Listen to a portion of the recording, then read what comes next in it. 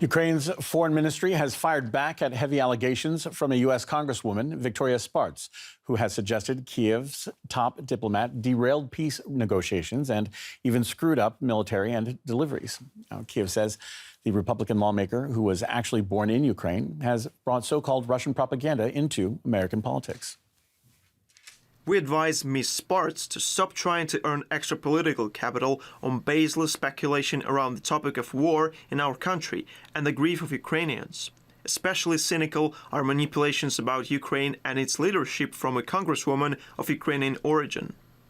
The Ukrainian Foreign Ministry also accused the U.S. lawmaker of undermining mechanisms for providing U.S. military assistance to Kiev.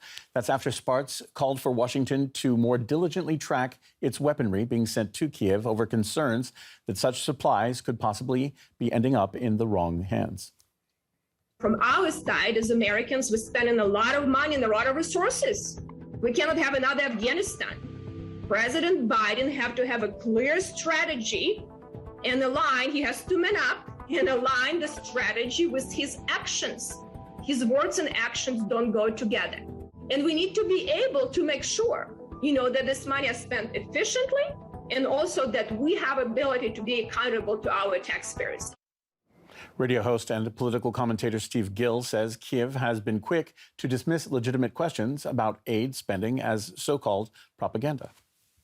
When there's smoke, there's fire. And if they are questioning accountability for how the money that the U.S. taxpayers are sending to Ukraine, if they're questioning being asked, how's the money being spent, that tells me that the money's not being spent very wisely or well.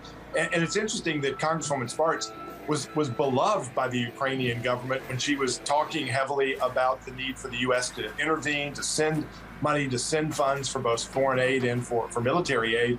And now suddenly when she's saying, by the way, we'd like to check the receipts, see how you're spending the money, then somehow she's promoting Russian propaganda. It's amazing how quick they've turned on her for simply asking some legitimate questions. We're seeing billions of dollars and continued demands for more billions of dollars to be sent by U.S. taxpayers to Ukraine.